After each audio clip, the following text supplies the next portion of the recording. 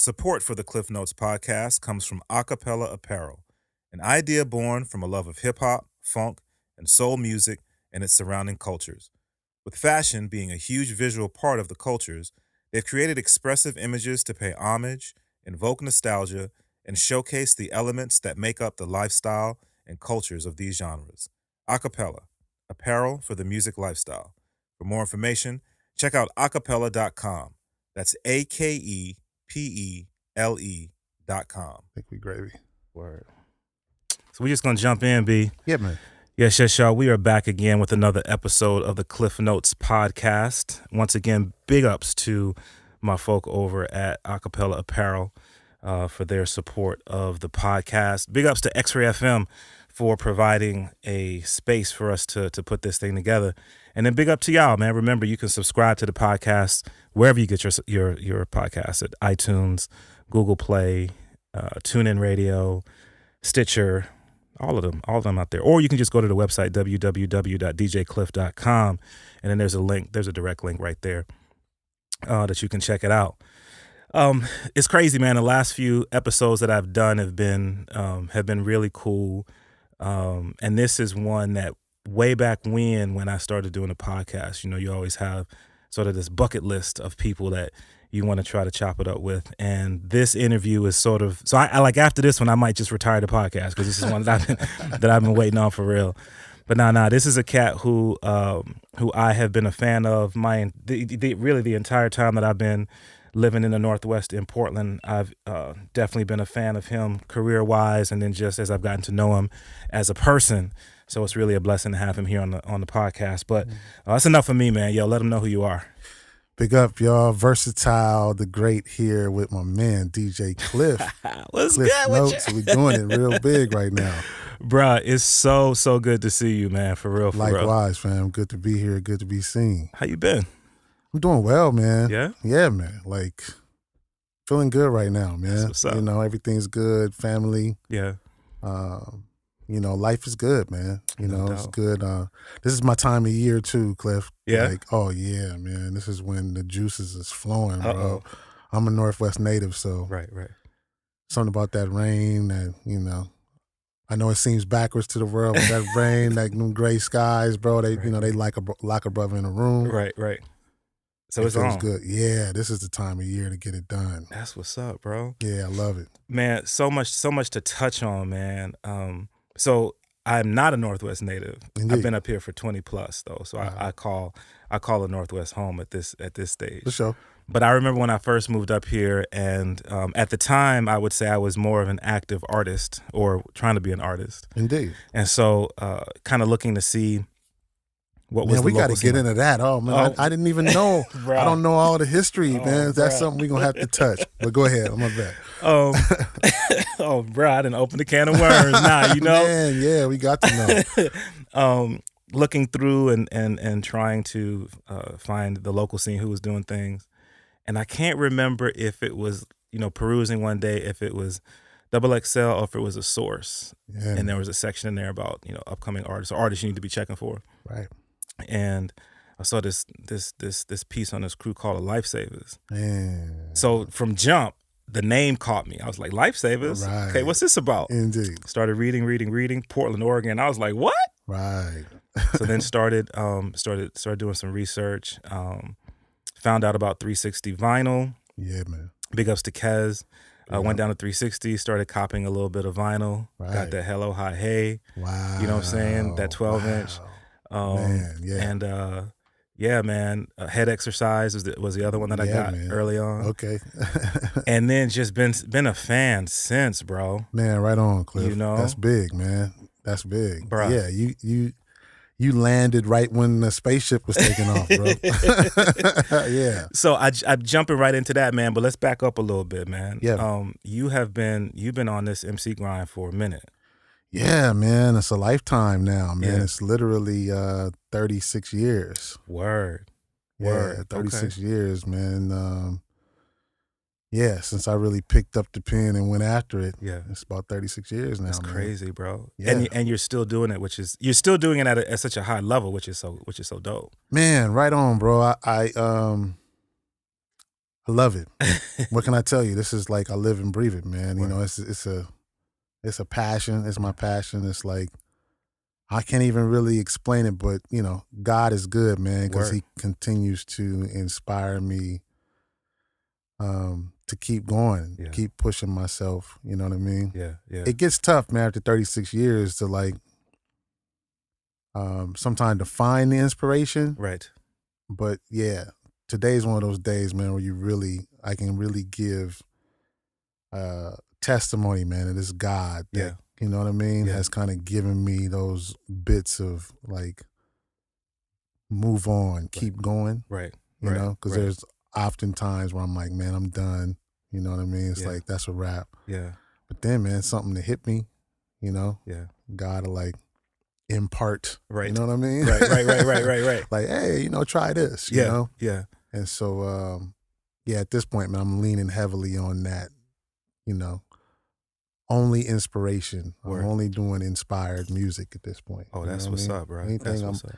inspired to do, whatever, in terms of everything, it's all has to come through complete inspiration. Nothing else is motivating that. You know what I mean? Yeah.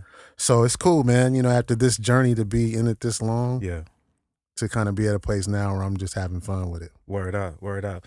Chopping up with Vursatyl. So it's interesting to hear you say that, because I sometimes wonder, is that the case? You know, when you see where the industry is now on so many different levels, Yeah, you know, it's not as, depending on where your head is at, I guess, it's not as easy to go out and find physical of folk, you Right. know, vinyl, CDs, cassettes. Right.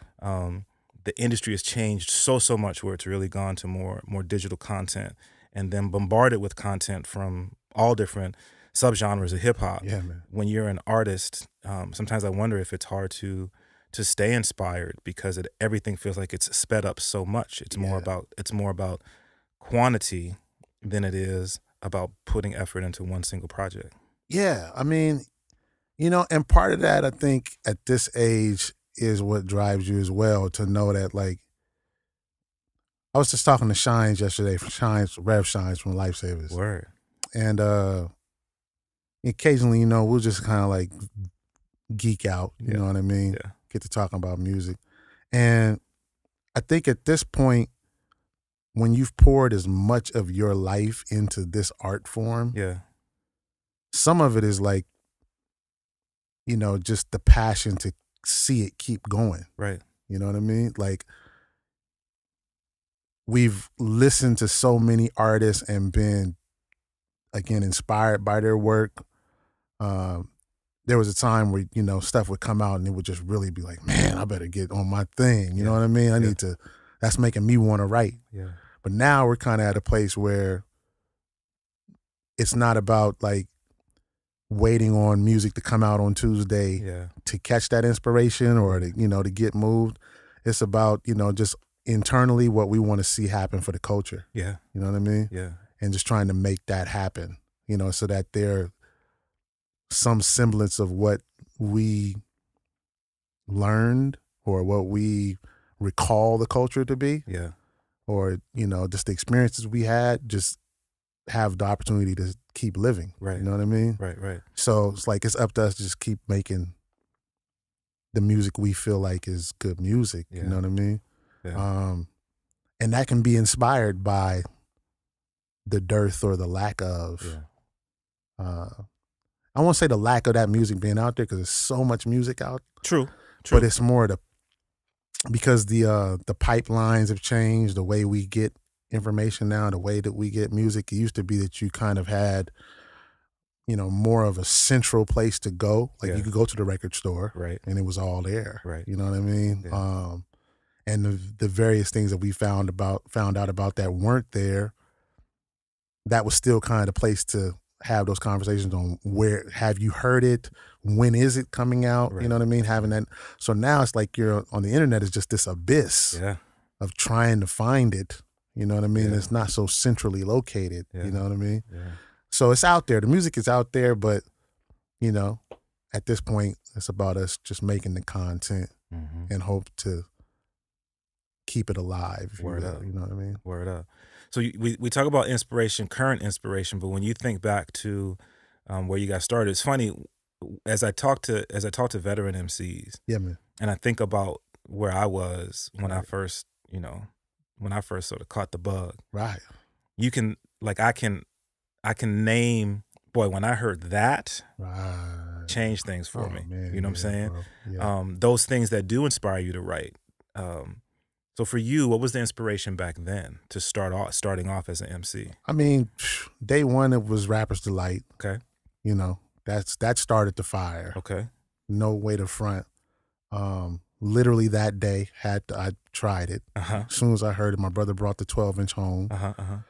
And here in Portland, anybody that's listening to the podcast that lives in Portland, there used to be a Fred Meyer where the police station is on MLK in Killingsworth. Okay. There used to be a Fred Meyer there, and they had a huge record store within the store. Yeah. My brother bought the 12-inch, brought it home, man. I got on it that day. Yeah. Immediately, I was like, how do they do that? Let me try it, And I just wrote out everything that they said, I wrote it out. Yeah. And just tried to copy, almost like rewrite it with my version. Right. You know what I mean? Right.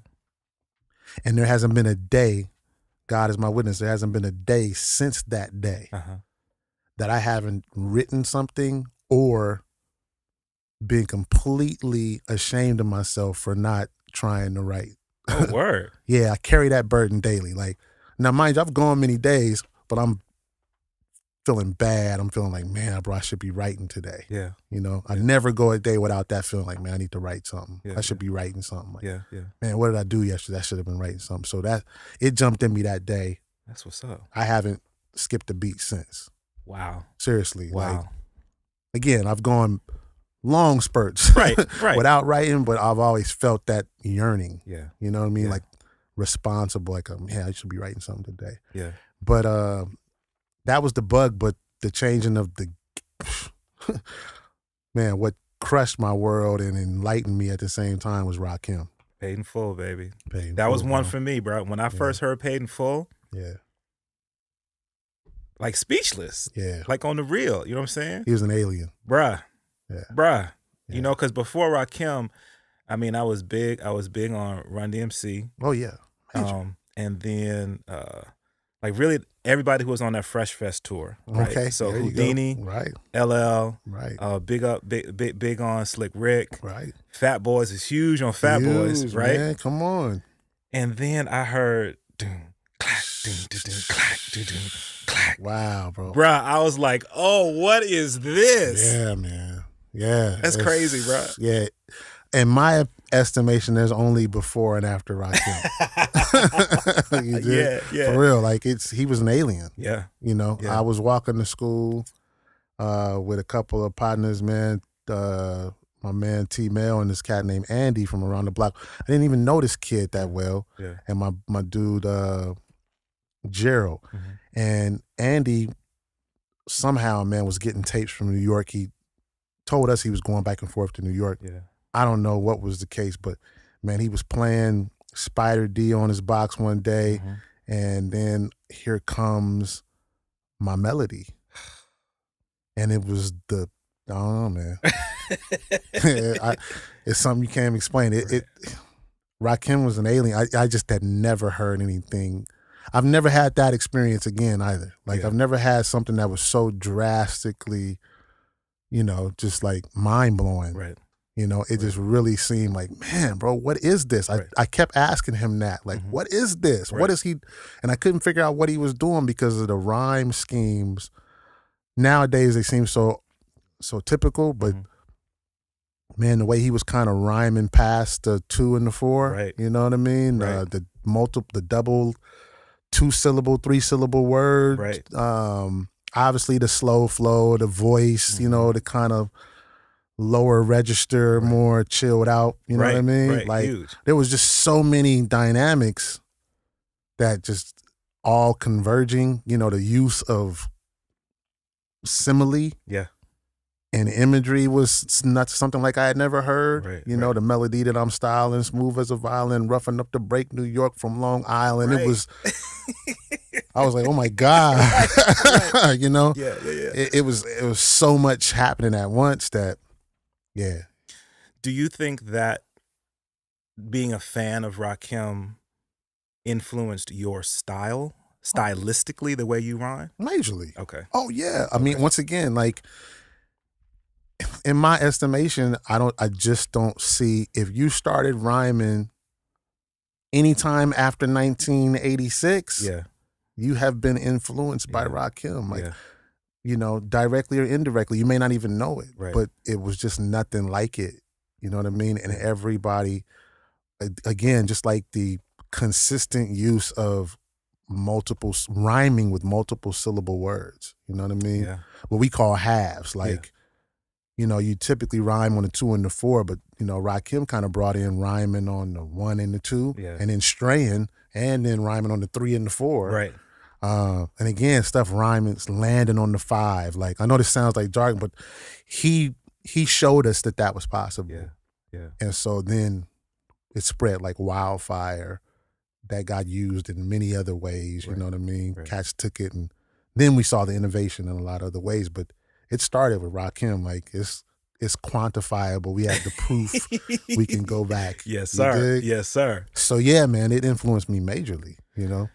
So then you take that, and I listened to, because I heard Spirit and Stone, and I heard what you and Jumbo did vocally on that. Yeah. And I mean, one of the things that I really think that attracted me to that was the uniqueness of the individual styles that you guys had. Yeah, man. But then how they meshed so well together. Right. So you hear Rakim, right? You know, at that level, how do you and Jumbo find one another, or how does the Misfit Massive Crew come together? Oh wow! So now you got So like if you a MC, right? This is the blueprint. The blueprint. So I'm on it.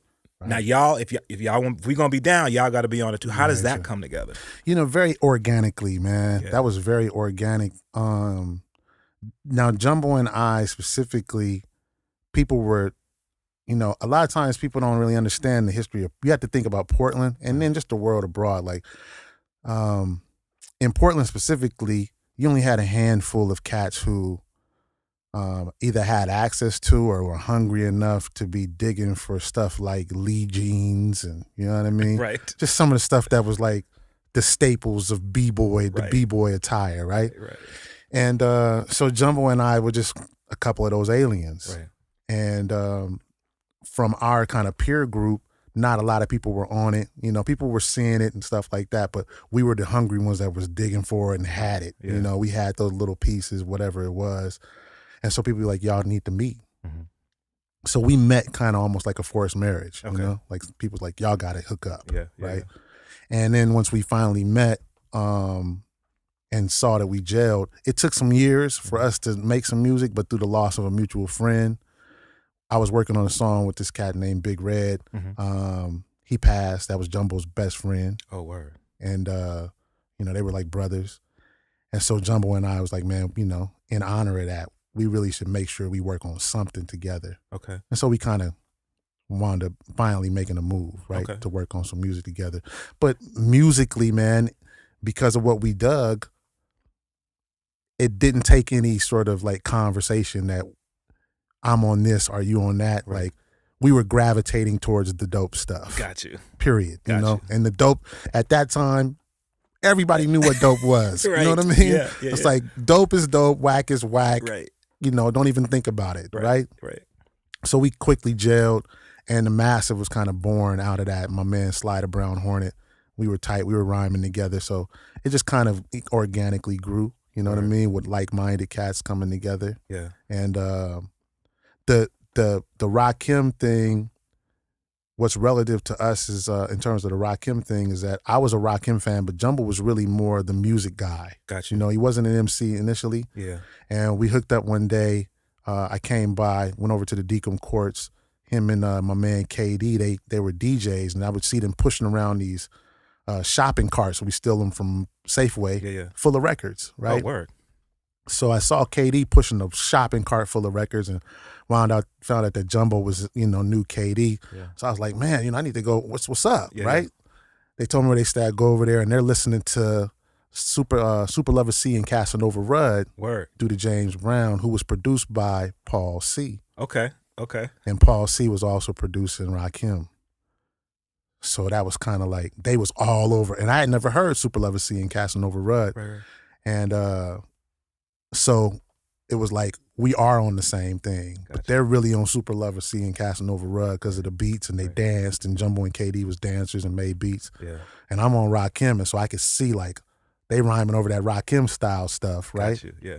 And so that was kind of the first time where we was like, we alike. You know what I mean? Yeah, we yeah, on yeah. the same thing. But everything from the Jungle Brothers, Jumbo put me up on the Jungle Brothers, X Clan. You know, I'd come home and there would be vinyl on my front door wrapped in paper bags with all of these notes on them from Jumbo saying, man, listen to this song, check out this style, listen to this, you know what I mean? Oh, word. So yeah, we just started trading math. Yeah, that's what's up. It just grew.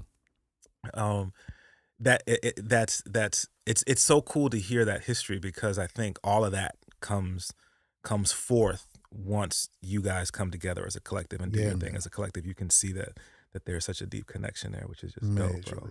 Yeah. So I mentioned Misfit Massive, but we should run it down. So who is Misfit Massive? Misfit Massive is Sly the Brown Hornet, top of the food chain. Sly the Brown Hornet. Man. He's such a cool kid. Majorly, man. Yeah.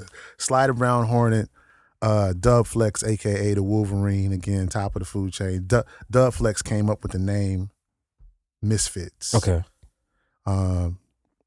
Jumbo the Garbage Man, Libretto Shakespeare, my man In Thought, Mixmaster KD, and myself. Word. Yeah, Misfit Massive. And then we actually had an extended crew, man. The Massive got big for a while. It was actually about 6 or 7 of the brothers that make up Old Dominion. Oh, word. Were initially in the Misfit Massive. Okay. Yeah. Some history right there, yeah, man. It's funny because these are names that oftentimes come up throughout the podcast. Yeah, man. Talking to different people, and these names pop up. So it's so cool to see, just to get more background on this Portland hip hop scene, which is deep. It's deep, crazy deep. It's deep, Klyph. It's deep. Yeah. It's deep. So, as an MC, bruh. Like, bro, you take no prisoners, bro. You know what I'm saying? You take no prisoners when you go in, which is cool to see, because that is, like, when you think of the foundation of rhyming, when you think of the foundation of rap, I mean, that's what it was about. Yeah, man. You touched on things that I don't think people maybe necessarily are aware of, and we should also let folk know that you're also a vocalist. And yeah, so man. maybe some of that comes from that. But when you talk about rhyming on the 1, right, or rhyming on the 3, right. and the difference and what that does audibly, yeah, like, bro, cats don't rhyme on beat nowadays, B. Man, you know what I mean? Yeah, bro. Wow. Man, come on, Klyph. You know what I mean, B? Bro. Yeah. So it's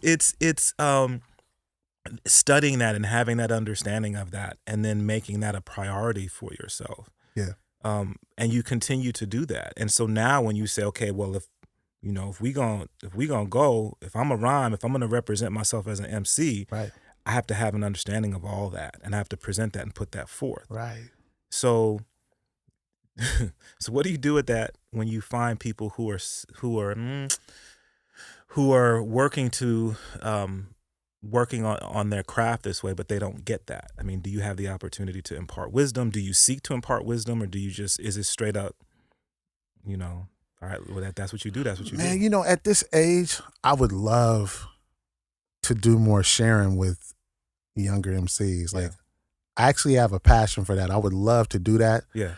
But I have to say, and some of this, I try to think about where was I at, at different stages of my life in terms of my, me being receptive to like an older cat sharing with me. And sometimes like, well, man, maybe I was, not real open to it. Yeah. But that wouldn't be the truth. I have to tell you, like, as a young cat, when I was younger, we studied. Yeah. And we were very, it's funny, man, my wife was just watching show on Netflix called The Get Down. Yeah. And which I loved the first season. I didn't like the second season too much. But the first season I really loved. Yeah. And it's because they catch this sort of like reverence that these guys had. You know, they're painting as they were kind of willing to be like the worker bees. You know, they were willing to, you know, the rite of passage sort of way that you become an MC or you become a DJ. And so I'm at a place where I really would like to share, but we have two different mentalities, you know, from where I was as a younger MC. Now, mind you, I was a battle MC. Right. So, you know, I had a lot of ego. You dig? Yeah. But that came after mastering my craft. You know, I mastered my craft young. And so I would love to share, man, with cats. When I see certain things that I know could benefit an MC, right, I would love to be like, man, hey, you know, these are some cool things you could try, and it'll help your game here. Right. You know what I mean? Right. But cats aren't always real. I don't know if it's like, and I try to make sure that I'm being as, you know, considerate. Mm-hmm. You know what I mean? Of the whole bravado thing that we have going as MCs. Right. But where I've been able to share with some cats, I've tried to do that. You know what I mean? And I like to do that. Yeah. Because I know those places, man. Yeah. That if you just paid attention to these little details could really help your MC game. Right. And I just think it's about us older cats being willing to do that. Mm-hmm. And then in return, guys that are coming up and they're rhyming and they're trying different things, they're trying to figure it out, being open to, you know, those little things that could help, you know. The tough thing now, man, is that, and even as an artist, you always figure out that you eventually figure out, I should say, that there's an audience for everybody. Yeah. And so, you know, you just hope that in terms of skill, mm-hmm. that cats would take that wisdom. Yeah. Because even if that's your thing, whatever it is, I always often use this example that when we go see a singer sing, mm-hmm. they can't tell us, well, that's my style to sing off key. Right. Like, you can have your style. Right. But there's certain parameters here, man. We need you to sing on key, homeboy. You feel me? Right. And so rhyming is kind of a similar. I know you got your thing, right? Right. But there's still some certain parameters. Rules you feel me? Yeah. Like, you know, there's got to be a right and a wrong somewhere. You know what I mean? Yeah. So, I mean, it's art, mm-hmm. but at the end of the day, there's tools of the trade that we can learn from. It's an amazing analogy, B. You do. So when we think about, and we touch on the history of the Portland scene, and then we see right now there's quite a bit of celebration of the Portland scene now with some of this generation of artists that are coming up. Right. So since you've been in the game, represented Portland throughout your career, is there, based on your experience to this stage, a lot of people feel like this is new. Okay, Portland's on now. Right. Now let's point all this attention to Portland. And the fact of the matter is, no, it ain't that new. Right. To bring this new generation, to create awareness from this new generation, not only just this new generation, but people who were new to the area, new to the Northwest, who are having levels of success here. Right. Do you think bringing these two generations together would be of benefit to the scene as a whole? That's a good question. Yeah, definitely. I think it's good to have balance. Yeah. You know, I think in terms of the world abroad, like seeing what has been here versus along with what's coming more recently from the town, I think it's a good look because it gives perspective on the origins, the roots, you know, and as well just how vast our scene is and has always been. Yeah, we've always had the Northwest as a whole, we've always been vast. The West Coast has always been really vast in terms of styles and, you know, approaches to the music. So yeah, it's always a good look, man, for people to be able to see the whole. We want them to see the whole story. I mean, I challenge everybody, man, tell the whole story. You know, it's no harm in that. Right. You know what I mean? Right. Like, that's a good thing. You know, perspective is key. Yeah. You know, so if people can, and it helps everybody, I think, at the end of the day, for them to know the the scene in totality. Yeah. Because at the end of the day, if people come to find something from Portland that they enjoy, they'll keep coming to Portland to look for things that they enjoy. And we see that on multiple levels outside of music, right?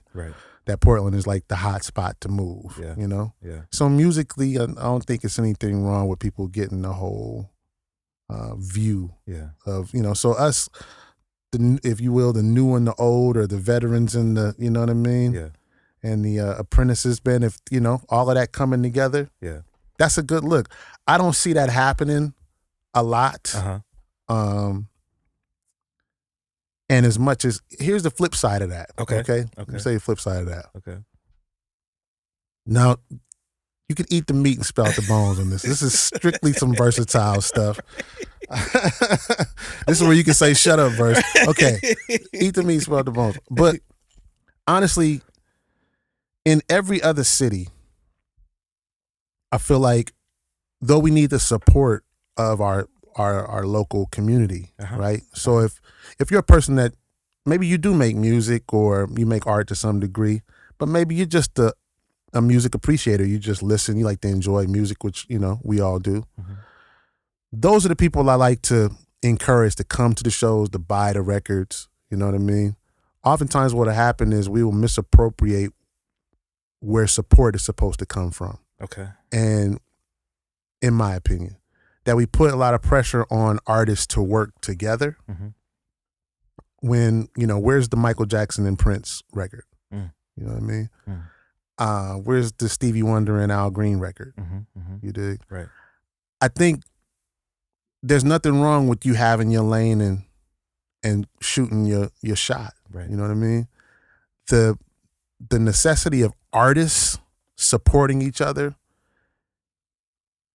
if the concept is good, but at the end of the day, the lack thereof has caused more drama than it needs to cause. Like, we're artists, so you may have a show tonight, but I'm an artist, fam. Like, or you're an artist, I may have a show tonight, but if you might be working on some music, you might be in the studio, you just might be someplace need to be inspired, whatever, you on your journey. Right. Our job is to cultivate the fans, the music appreciators, and our local communities and all of those avenues to have them support us. What end up happening is if the artists drop the ball on supporting other artists, we get mad at each other. And now it kind of creates infighting. And before you know it, now there's beef and reluctance to work together. I feel like that expectation may be a little much to put on us as artists to help the other artists grow. You know what I mean? I think that's a tough expectation to have, and we've historically fallen short, which gets us to the place where now there's a lot of jealousy and envy, and we misconstrue, you know what I mean? The need for that. In my journey, we didn't do that. Lifesavas never did that. I never got upset at another MC for not coming to my show. Gotcha. You know what I mean? Yeah. We tried to cultivate, you know, the music appreciators. Right. You know what I mean? You put music out and you let an audience come who wants to enjoy, you know, your music. And I challenge you to go to tomorrow. I think Rakim is coming. Yeah. If you go to the Rakim show tomorrow night and the audience is 35% Rakim's peers, right? Call me. You did? Yeah. And let's ask Rakim how many shows he's done where Slick Rick has been in the audience, right. Big Daddy Kane was in the audience, Run DMC was in the audience. Right. How much of that did it take for him to secure his bag on his journey? You know what I mean? Yeah. That's just unrealistic. You feel me? Like, that's not the way that we've seen music flourish and grow. Yeah. You dig? Like, there's been collaborations, but I think we put so much emphasis on our collaborative work that we put an unfair pressure on us as artists. I think the fans are where you need to direct your attention. Get the music to the fans. Let's give them the best music. And at the end of the day, once the fans really appreciate what you're doing, you'll see that growth in your support base. You know what I mean? Yeah. to put all of that expectation on your fellow artists, I think is a misappropriation. And it also, we've seen it in my career. I've seen that go more bad than good because the artist is not your fan. They're artists. You know what I mean? Your fans are your fans. Rakim is still touring because of his fans. If he had to depend on other artists to eat and to buy his records, he might not be at the place where he can still tour. We need to cultivate the fans, get the music to the fans. Now, I'm not preaching against supporting each other. Right. I'm just saying I don't think it's fair for us to be unhealthy in that capacity where we put that in Portland. I see it a lot in Portland, and I don't see it as much in Los Angeles. I don't see it as much in San Francisco or Oakland. You know what I mean? I don't see it as much in New York or in Chicago. Cultivate the fan base, man. Make honest fans. Get your friends and your family to come to your show. You know what I'm saying?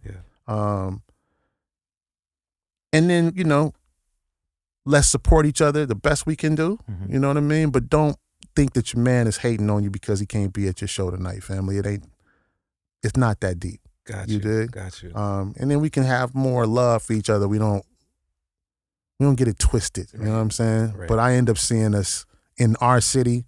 I think we've kind of mishandled that to a certain degree, put an unfair expectation on that. I have long-standing relationships with a lot of brothers in the community because I think we got that squared away early on. You know what I mean? Yeah. And most of the cats that was peers with wound up getting record deals and they wound up touring the world. And, and they did it all without having to depend on all of us as artists coming to all of the shows. Like, it's just not realistic. We just don't see that.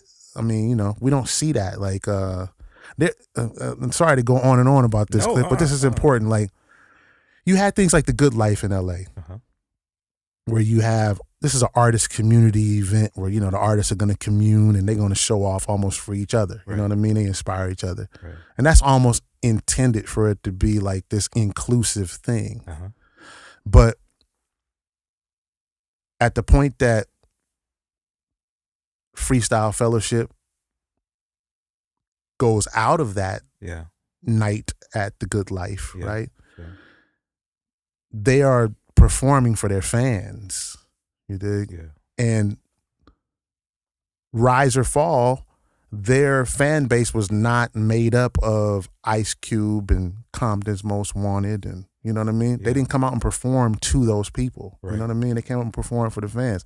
And it was not, their success, their rise and fall was not contingent upon whether or not local Los Angeles artists came to their shows. It's just not, and that's just an odd mentality for me. You know what I mean? New York, the same thing. You dig? I mean, who was coming to the early days of the Wu-Tang show? You know what I mean? Like, they met Redman after they got on Loud. You know what I mean? Like, Redman wasn't in the crowd like, go Wu-Tang, I'm the biggest food. That's not real. That's not how that evolved. And I think as a city, as much as we need to support each other, like, I feel like we can do that in a lot of ways. Not speaking bad on each other. You know what I mean? Let's greet each other. Let's be kind to each other. Let's be humane to each other. You dig? But I've seen like the hate, if you will, start more from the mentality that, I'm a rapper and that rapper don't have my CD. You know what I'm saying? Like, I don't know that that's a fair expectation to put on that brother. You know what I mean? That he got to be the one to get my record. That's part of this journey. It's just a music business. Part of this journey is you have to cultivate your audience and be reasonable. Now, if I see my man and he got my CD and he rolling over it with his truck, we got a whole nother, you know what I mean? Situation, That's another conversation we can have. You feel me? Or if, and here's the other thing, man. Cats is lighting the loafers a little bit. Like, man, I mean, y'all too sensitive. Hey, man, I come from whack is whack. And it was okay. Common said it best, didn't he? If I don't like it, I don't like it. It don't mean that I'm hating. I'm not hating, fam. That's just whack. Like, you need to go back to the drawing board. You dig? Like, I come from an era, man. Big Daddy, Old Dirty Bastard got got on stage and kicked the group off. Got on the turntables. You know what I mean? Like, if you was trash, cats would let you know. Right. You know what I mean? Like, if they thought you was trash, that was just this hip hop, fam. I mean, I understand this kumbaya hip hop that y'all on, but I come from a generation, man, where it's okay.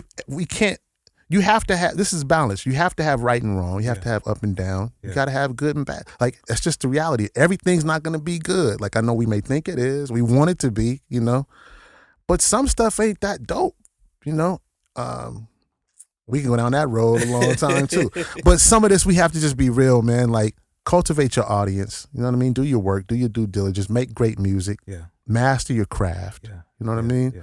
And you know, work hard at getting an audience, man. But don't think that because all the local rappers ain't coming to your show, don't misconstrue that. You know what I mean? Right. That's not hate. You know what I mean? Yeah. That's not even a lack of support. Yeah. You know what I mean? Yeah. That's reality. And every place in the world deals with that. You know what I mean? Yeah. And has flourished without the mindset that that Wale and Childish Gambino and all of them better be a front row at the Drake show. You know what I mean? Yeah. Like, it's just not reality, bro. You know what I mean? Like, that's not, who thinks that way? You feel me? Like, I don't understand that mentality. So let's just keep it in context is all I'm saying. Like, it'd be good for us to work together. Right. But it's also great for us just to, you know, be moral support and just make sure that you have positive things to say about your brother and sister. You know what I mean? See, bro, that's why I love doing this, man. Because that perspective. I mean, you're you know, at the end of the day, you make a great point there. Yeah. That at the end of, I mean, and I guess in some ways I've said a lot of the onus is on us as the curators of music. Right. That I can say, all right, this is an artist that I believe in. This is an artist that I see putting forth the effort in making good work. Right. Let me be a conduit to the fan base. Indeed. And then looking for artists to look at folk like myself, like Cool Nuts, like We Out Here Magazine, a lot of the local places that we have that we are curators, right? To get that out, and that's and let me balance this. I want to say this. I go to shows, man. You know what I mean, and support if you can. You know, be there. Right. If you can be there, be there. Right. But I just don't want us to misconstrue. Yeah.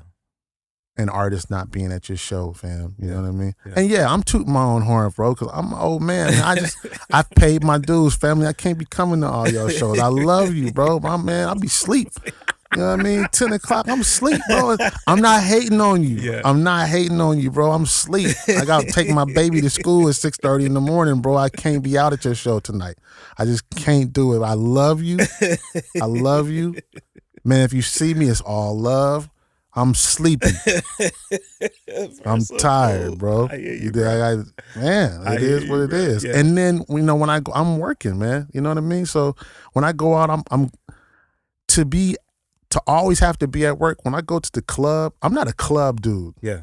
Never have been. Yeah. You dig? I don't fit there. The name of my crew is the Misfit Massive. Right.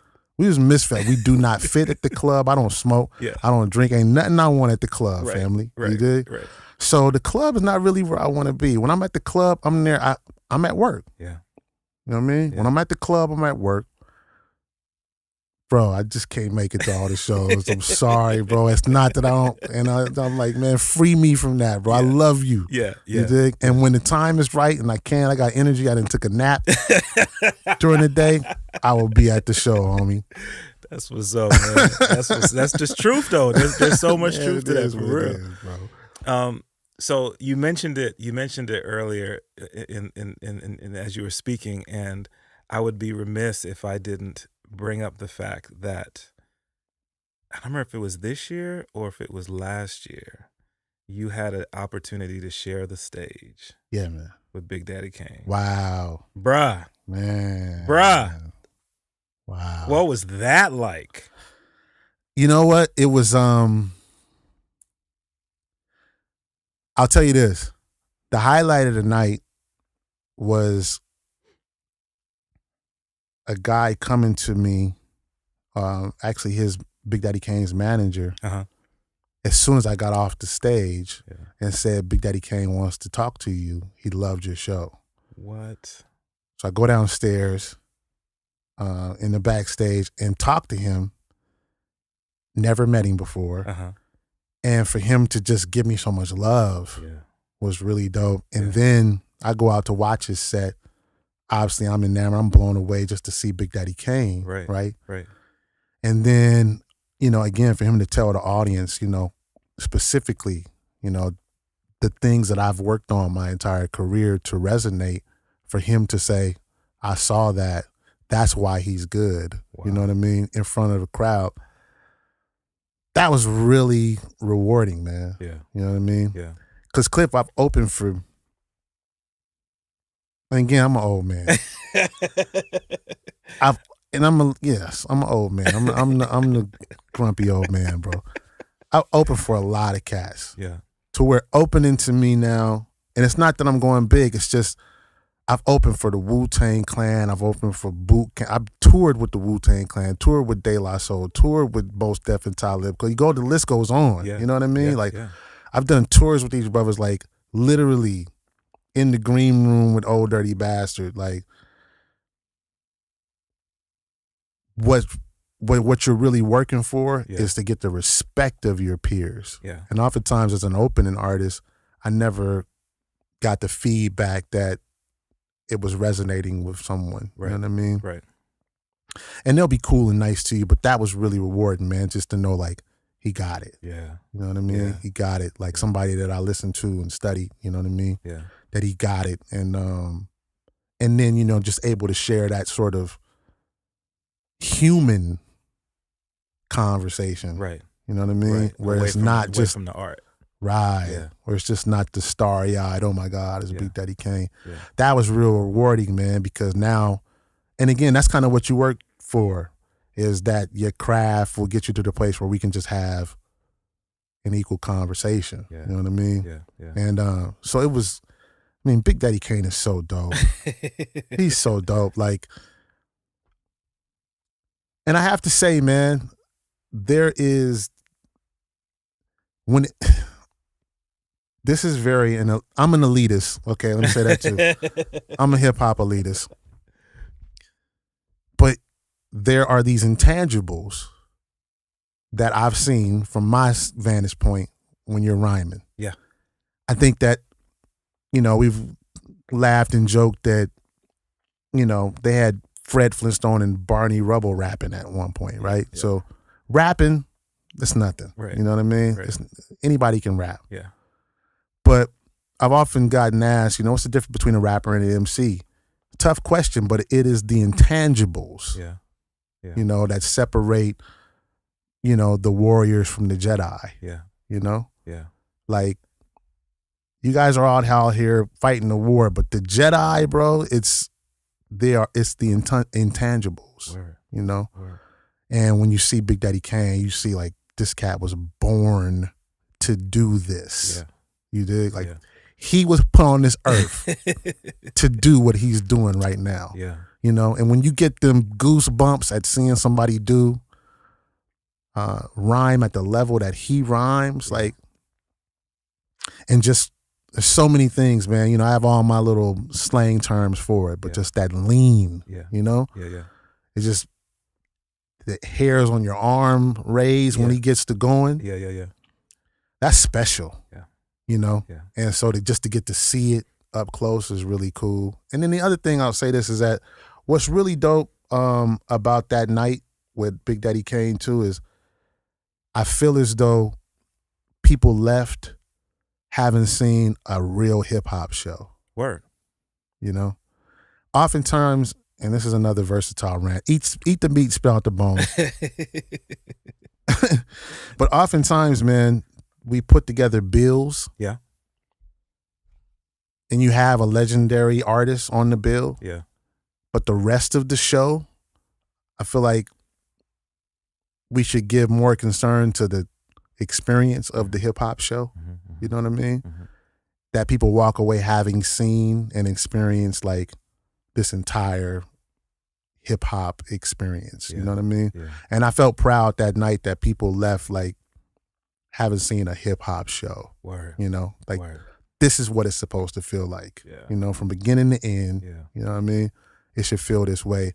And oftentimes, you know, that's kind of Lifesavas. We prided ourselves on that. That was a point of pride for us. Is we knew that coming up, when you came to a show to see the headliner, we were oftentimes opening for a good portion of our career. That people would come literally and say, "Man, we got here," and we were like, "Oh my God, who's gonna be opening?" You know what I mean? Yeah. And we're sitting back at the bar, but you guys are really, and you know, you get those. They see the work put in to the live show. Yeah. Yeah. You know what I mean? And not just the live show, but you know, trying to keep the aesthetic of how hip hop music feels. Yeah. You know what I mean? Yeah. And at the end of the night, for people that have gotten Big Daddy Kane and then just felt like they had this night, this event, you know, is a badge of honor. So I encourage, you know, when you go to a hip hop show, that's really what you want to take home.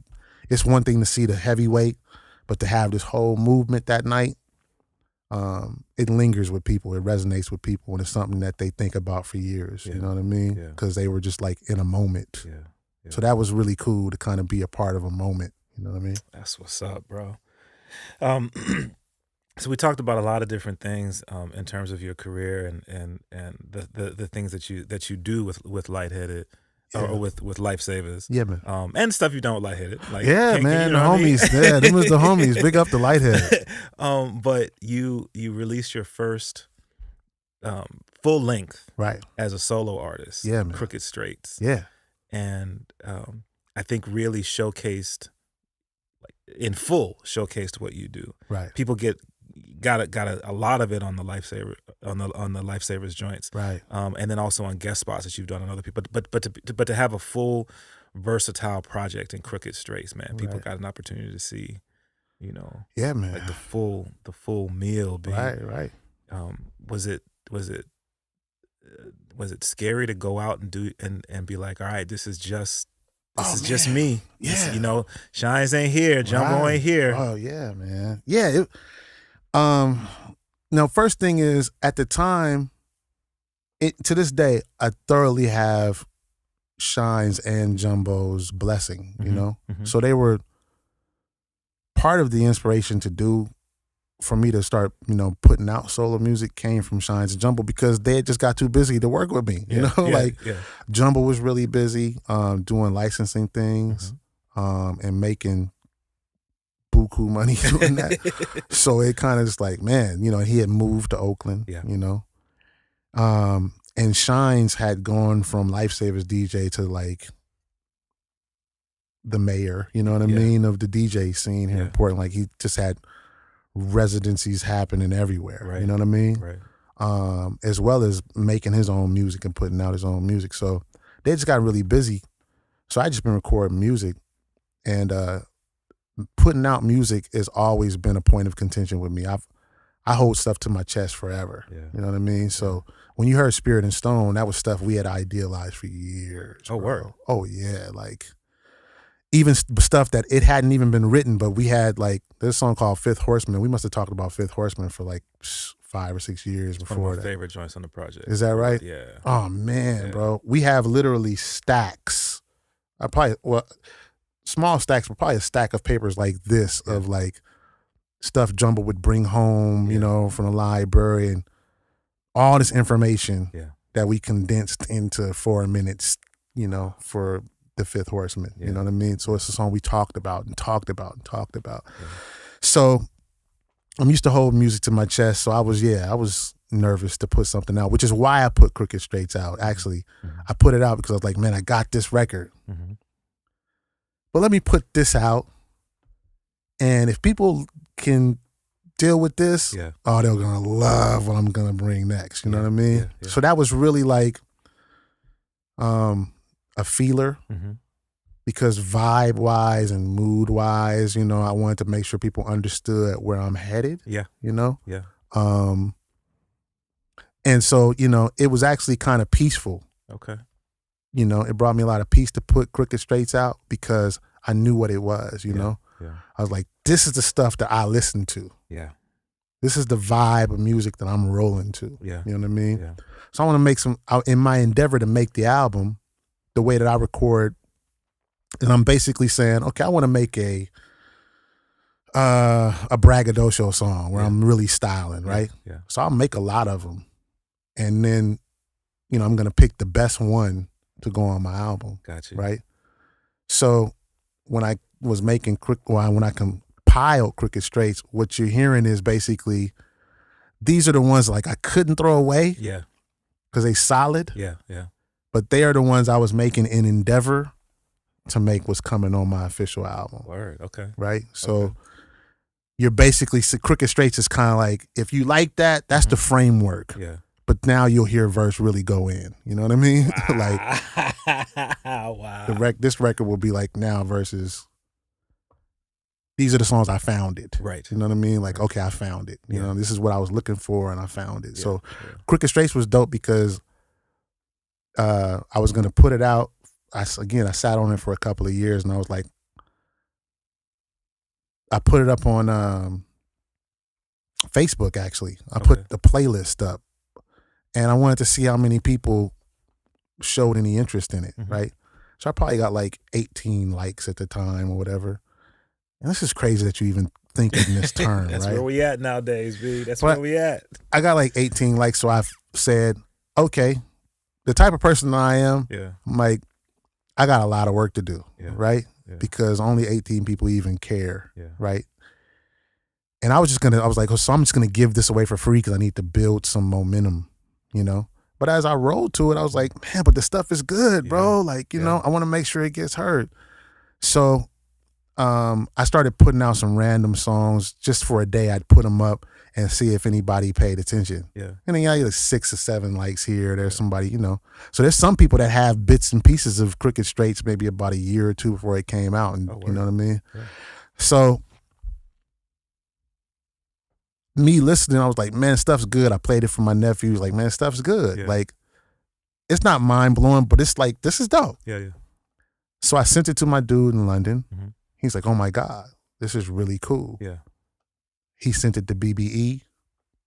They're like, what are you doing with this? Let's put this out. Yeah. So I said, once again, this is probably the best way for me to get some confidence to put out a real album. Yeah. So let me see how people respond. And for what I wanted, the response was perfect. Word. You know what I mean? Word. Because it's like, that's the kind of stuff I really want to make. Yeah. You know? That's what's in me to do. So now I just want to give y'all the volume 10 of it. You know what I mean? Yeah. Yeah. Word so it's refreshing. That's what's up, B. It's funny because I love the album. Yeah. Probably my only beef with the album is Crooked, like the first track. Crooked first track, right. Way too short. Way too short. Sure. Just, I mean, the way, bruh. But it's cool though because you know when you sit down and say, all right, I want to listen to this album. I'm gonna sit with this. Right.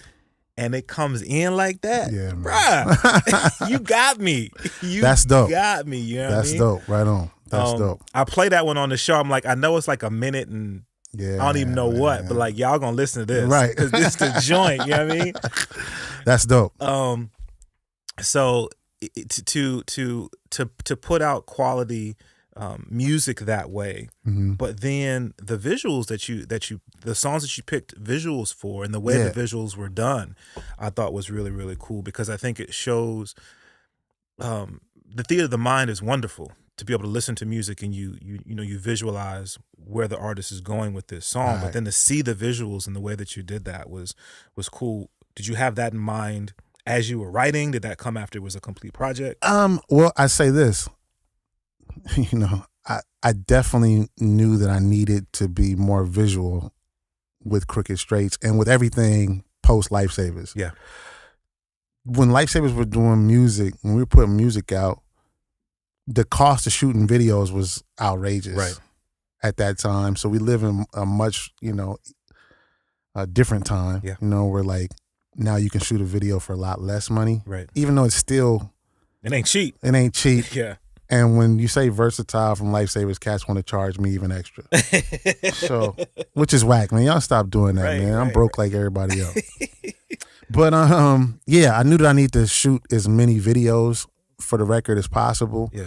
Because one of the reasons why I call it the record Crooked Straights is had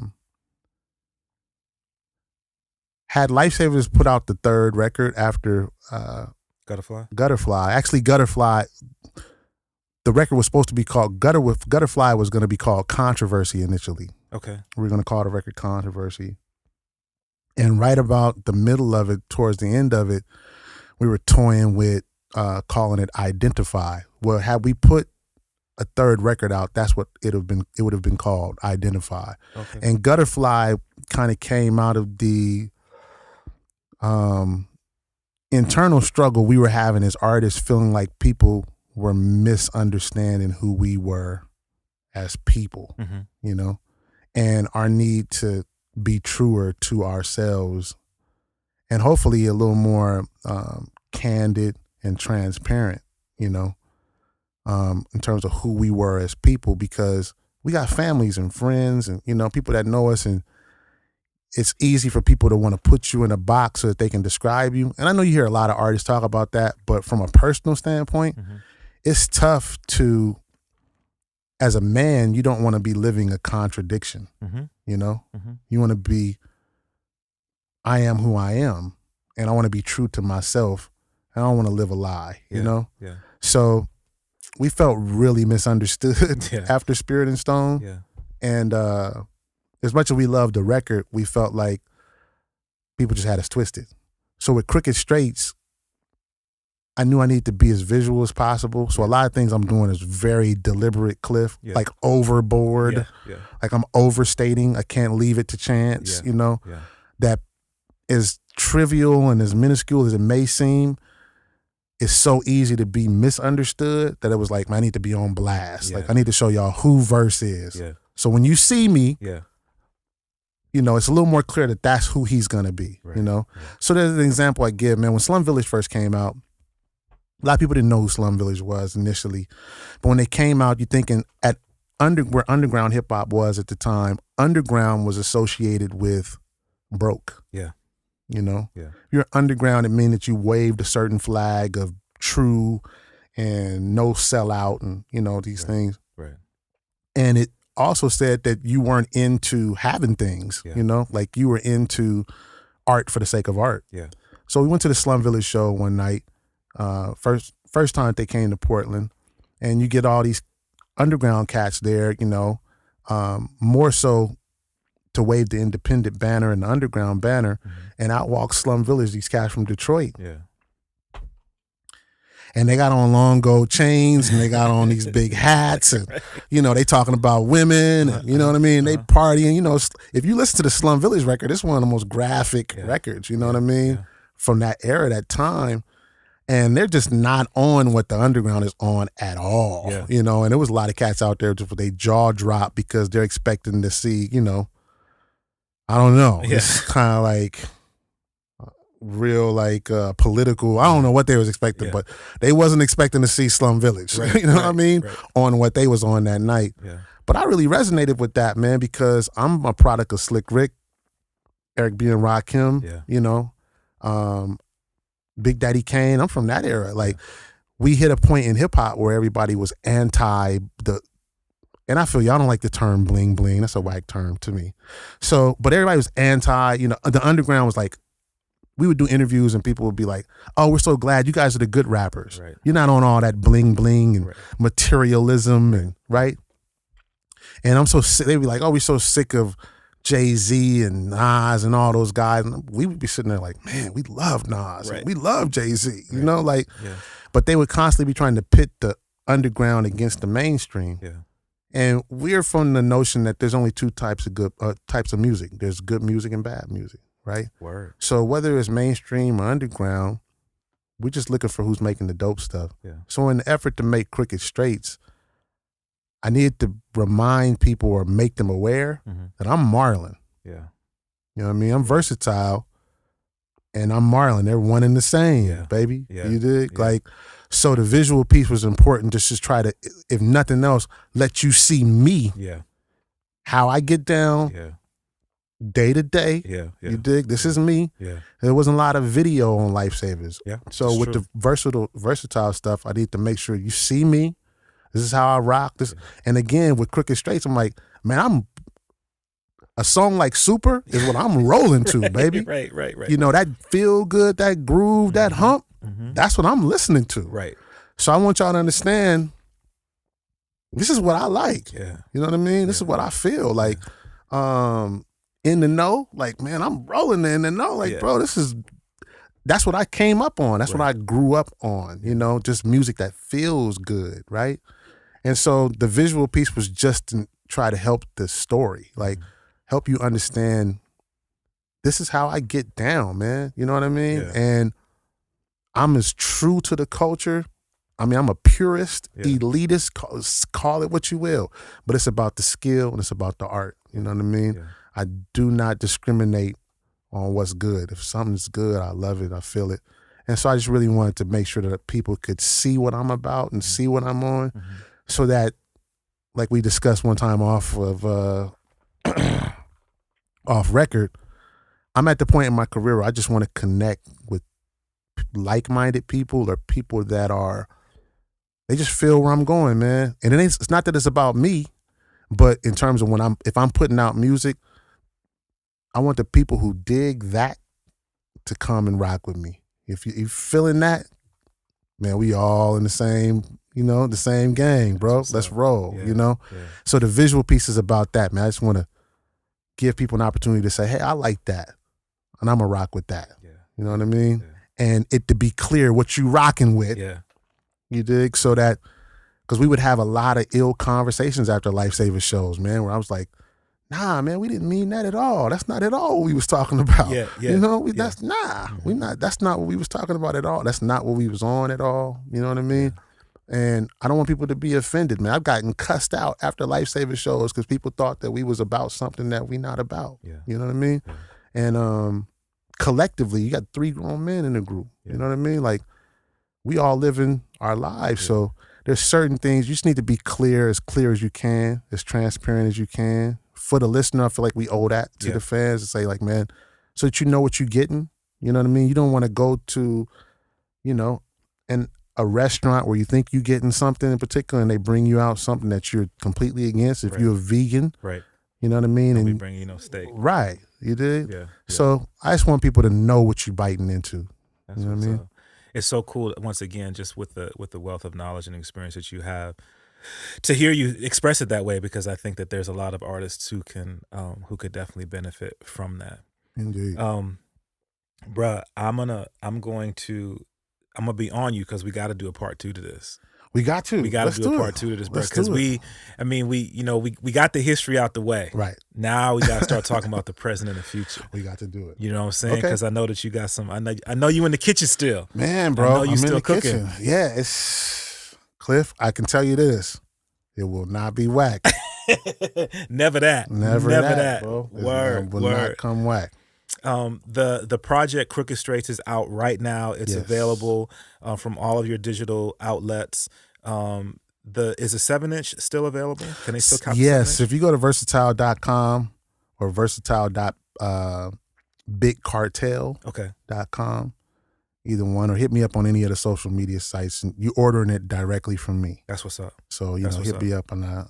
And then you had the tees as well. You still got the Vursatyl tees? Yeah, right now I'm out of t-shirts. Okay. But if you hit me up, we can do some special order or something for you. You know what I mean? Maybe let you pick your colors too. Word. Yeah, man, I'm, it's from you to me, from me to you. Word. So if you reach me, I'll get it to you. That's what's up. Give them the website, and then give them the I guess if they go to the website, they'll hit the social media. Yeah, everything is linked through vursatyl.com, VURSATYL.com. And if you go there, you can find the Twitter, the Instagram, the Facebook, the online store. Everything runs through the hub of vursatyl.com. So it's really just a splash page. Whatever you click on, it's going to take you right there. That's what's up. Yeah, come mess with me, man. I got some music and some good stuff, and every now and then I'll say something that's interesting.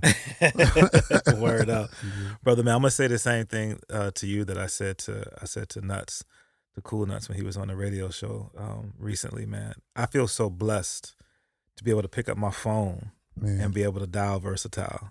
You know what I mean? It means a lot to me as a fan of you, like I said, as an artist, but then also as a human being. Yeah, man. I'll definitely celebrate the work that you've put in and excited to see what's coming. So once again, I just can't say thank you enough for taking time to come through and chop with me. Bro, that's big. Thank you, bro. Yeah. Thanks for having me. Absolutely. Keep doing what you're doing, Klyph, for real, man. Like the town loves you. We need you. Appreciate it, brother, man. And we need to hear that music that you was working on. So once again, we want to say thank you to Vursatyl. For sure. Nah, bro. For real. I definitely want to get together again, and we may get into a little bit of that. Okay. I'll let you know. I'll let you know sort of a little bit of my background. But we got to do part 2. Let them know what's coming. There we go. Just stay connected, B. Let's do it, man. You know, I'm a phone call away, man. When you say come, I'm here. Word up. Vursatyl, man, Portland's own. Once again, check them out, Vursatyl.com. Vursatyl the Great on Facebook and social media, right? It's Vursatyl the Great. Vursatyl the Great on Facebook, Vursatyl1 on Instagram, and Vursatyl on Twitter. There we go. So follow my man. Once again, subscribe to the podcast, share, rate, and like. And once again, also shout out to Acapella Apparel for their support of the Klyph Notes podcast. God bless you all. Hit me up, djklyph.com. And until we meet again, peace.